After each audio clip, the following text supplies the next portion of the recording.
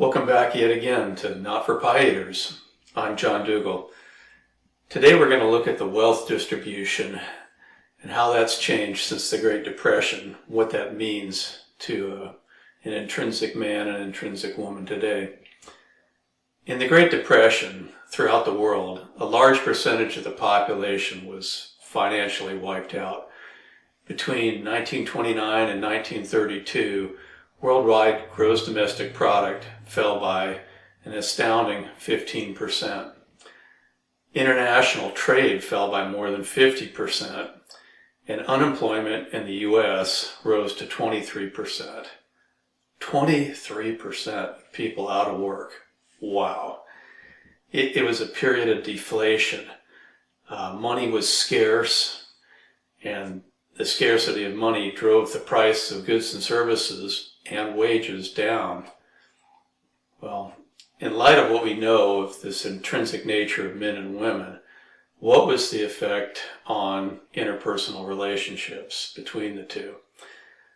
Well, with the level of the economic playing field, there wasn't much difference economically from one man to the next. So it would be futile for a woman to place a laser focus on a man's wealth or on his income. They could still look at his fitness and his genes. Handsome was still handsome, but economically they had to assess a man's potential rather than his success. And then World War II hit. The men, for the most part, all signed on. So from the height of the Great Depression, say the worst years, roughly 1932, to the end of the wars where we had victory in Europe and victory in Japan in 1945, that's 13 years. That's a heck of a time span to have that kind of disruption. Well, after the wars, people wanted to get on with life and couples paired up. It created the baby boom. The boomers were born between, remarkably, 1946, 1 year after the wars ended, and 1964. An incredible spike in the birth rate. Well, in the 1950s, the economy, after all those years of stagnation, was really chugging along. It grew by 37% in the 50s, and unemployment was low, about 4.5%. And at the end of that decade, the median American family had 30% more purchasing power than at the beginning. People tend to romanticize this time period and say, oh, if life could only be like it was in the 50s, old people do that. I laugh when I hear folks say that. Does it mean that they'd like the level playing field back where everybody was, economically wiped out and then try to just get started again? Does that mean they'd be willing to go through another depression, another world war to get it? I don't think so. The 1950s was a rare event, a rare period of time. So is it even fair to look at the 50s and early 60s and say that's how life should be? Well, economically, since the early 60s, we've had pretty steady growth. There's been 8 recessions during that span, and the recessions tend to last about 22 months on average. So if you do all the math in that, it's about 50 years net of economic growth. Well, what does that mean? Economic growth naturally induces economic stratification. Some people get wealthier, and others, they don't do as well. Well, given time, the distribution of wealth and income in a capitalist society follows what's known as a Pareto distribution. Well, anyone who's played the game of Monopoly has experienced a Pareto distribution. Everyone starts off with the same amount of money, which isn't much, kind of like in the Great Depression. But as the game continues, say halfway through the game, the distribution of money of the players gets really skewed a lot. It basically looks like this. Say there are 5 players, and they all started off with that same amount of money. But halfway through the game, some of the players have more money than others. In this example, player number 1 is out in front. player number 5 is already almost out of the game. One land on a couple houses or hotels and they're wiped out. Player number 2, they may last for a bit, but it's clear that players 3 and 4 really are not that far behind their losing friend, is player number 5. And that particular type of a curve is a that particular type of a curve is a Pareto distribution. Some rare few have lots of money and the rest earn a whole lot less or have a whole lot less. Well, society, economically speaking, is somewhat like Monopoly.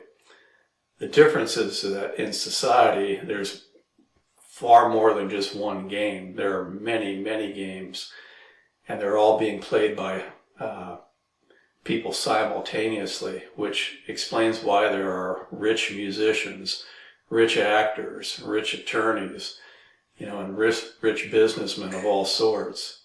So think of society as having at least 1 million different but similar Monopoly games going on simultaneously, with most of the games being played out in the metropolitan areas. And then there's the relative winners and losers in each game. So what does that look like when you add sort of all these societal effects together? Well, what's shown is the distribution of income in the U.S. as of 2022. And this kind of comes from census data. We get a similar Pareto-like curve. It's just in a different format. The top 1% make crazy money. In 2022, that was $570,000 per year. The top 10% make significantly less, but they still do pretty well nonetheless. In 2022, that was $212,000 per year. And the numbers drop off rapidly with the lower percentiles. In economics, supply and demand set the prices. Seller of goods want to maximize their return to get the most money net possible from the best combination of sales and the margin per sale in the market. Well, due to their large numbers, the demand from the folks towards the middle tend to set the prices. And for these folks, the cost of living takes most, if not all, of their money. These people get by, and people earning less struggle, and people earning more have no real money issues at all. They take their excess and invest it and make even more money. And that's the nature of a Pareto distribution. We no longer live in the 1950s where everyone's on the same footing. Today, some have more and some have less. That's today's reality. So let's take a moment and look at wealth distribution. And as we'd expect, it looks similar to the income distribution because that extra wealth earns money, on interest from investments, and the people that don't have it or have little don't make much. And so you get a similar looking chart. Well, the wealth data on this chart is for 2013 and 2016, and we'll talk about 2016. In 2016, the top 1% had a net worth of 10 million. The top 10% had a net worth of 1 million, and everyone else had significantly less. And again, the folks in the middle get by, the folks below the middle struggle, and the struggles of the wealthy are mostly in their minds, not in their pocketbooks. So what does all this mean when we overlay the stratification of income and wealth that we have today, and we look at the nature of an intrinsic man and an intrinsic woman, and we'll kind of focus on the women. Recall Bertholt's law, which is basically when the female can derive no benefit from the relationship with the male, no such relationship takes place. Today, women earn more money than in the 1950s, and today women, especially age 30 and younger, they're making more money than the men. So do you think that they're going to want to pair up with a guy earning less than they earn? Where's the benefit? Women aren't fools. When it comes time for children and family, would you want to struggle and just get by, or would you want to be comfortable and cared for? When the children are little, they need to be cared for, and mom can't do a good job of caring for them unless she's cared for too. And this reality drives women to be hypergamous, to want to pair up socioeconomically with a guy who's a step up in lifestyle. So to be of value to a woman, a guy should be doing better than she's doing. And this explains why women tend to idealize men at the top 10%, if not the top 1% of the economic food chain.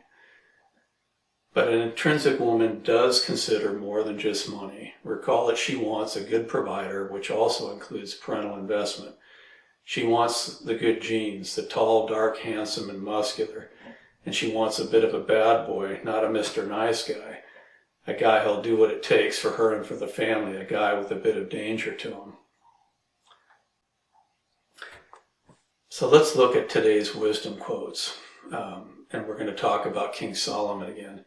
King Solomon was the son of David and Bathsheba. David was a handsome man, and Bathsheba was described as exceedingly beautiful. Well, it's a good bet that Solomon was good looking too. And Solomon was incredibly wise and industrious, and he reigned over a very prosperous time for Israel, and he became exceedingly wealthy. So what became of that?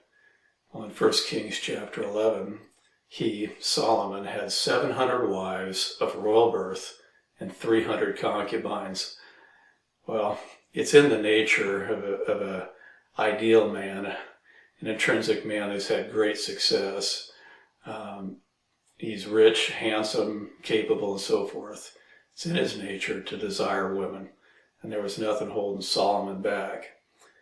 And all the women desire the same type of man, rare as he might be. So Solomon had 1,000 women. Well, what about today? All the women today want the same few men. So what does it mean when you combine it all? Women will be attracted to the best men. Genetically, that's going to be tall, fit, muscular, and attractive. They'll be masculine, assertive, industrious, confident, independent, aggressive, competitive, passionate. He'll also be a top provider. And then when it comes down to a deal man, he'll be the kind of guy that's generous with his time and his money and show those clues of parental investment. But very few men will match this high-value man criteria. Let's look at tall. Only 15% of men are over 6 feet. Few men are attractive. Few men today in particular are fit and muscular. Most men today are fat. And few men earn high incomes and are wealthy. And this creates a real problem. Tinder ran all kinds of data looking at dating pools and how the dating patterns work out. And they found that, hey, it's a small percentage of the guys are getting the attention of the women. And somewhere in the neighborhood of 5 to 10% of these guys, they're the ones that are shagging all the women, and the rest are involuntarily celibate. That's a horrible situation, but that's the way it is today. And so, men, you got to ask yourself, what do you want? And are you willing to be the masculine man that a decent woman wants? If you want an attractive woman, are you willing to pay the price and to become, to the best of your ability, what she wants? If you want a high-value woman, are you willing to improve yourself and be the kind of man that she's going to look for? And what level of effort, here's the big part, are you willing to put out to get what you want, considering the realities of today? Today isn't going to change. You can't look at it and say it's not fair and then suddenly, society is going to change so make life easier for you. That is not going to happen. So what are you going to do? And women, if you want a high-value man, do you realize that all the other women are chasing after the same few men? And he's looking for, do you even know what he's looking for? Like most women I see, they just look at themselves and say, well, this is what I want and what I deserve. But that's not the way life works. Women don't set their value to a man. Man determines the value of a woman. And he's looking for signs of health, fertility, femininity, the ability to be a great mother. He's looking for somebody that's going to trust him, support him, and show him respect. So are you willing to be the feminine woman that high-value men want? Are you just going to stay the way you are and never be anything more than the shag that the high-value guy had along his way if we're looking for somebody better? That's a harsh statement, but it's the truth. So, what are you going to do? The average woman is 5'3" and 170 some odd pounds. Are you willing to get rid of the weight and trim up a bit? Are you willing to realize that he needs your respect and you put forth the effort to show it to him? And God forbid if you settle for second best, and you're only looking after your own interests, what's the likelihood that your relationship implodes? It's not going to be in your nature to respect him because you're going to feel that you could have done better. He'll be miserable, and it's just a matter of time before one of you bails, and usually that's the woman who files, for divorce. It's easy to want. It takes no effort and no sacrifice. Just lay back, daydream, and want. And it's easy to feel deserving. It takes no effort and no sacrifice. But laying about and wanting and feeling entitled is the path of the pie eater. If you want better, you need to do better. Put forth the effort it takes to get what you want, because life comes to the wise and the diligent. So what's your plan to get what you want? Life isn't fair. Don't expect it to be. But life also rewards the wise and the industrious. An average height guy can't will himself to be 6'3", but he can make something of his life. He can chart his course, and he can look to his fitness and these sorts of things. And an average woman can't will herself into a supermodel figure, but she can toss the sense of entitlement, and she can look to her fitness, lose some weight, embrace her feminine nature, and then look to being the kind of a supportive and caring and nurturing and respecting woman that a high-value guy wants. So decide what you want. Decide what effort you'll put forth to get what you want. And then learn to be content when you've done your best. Cheers.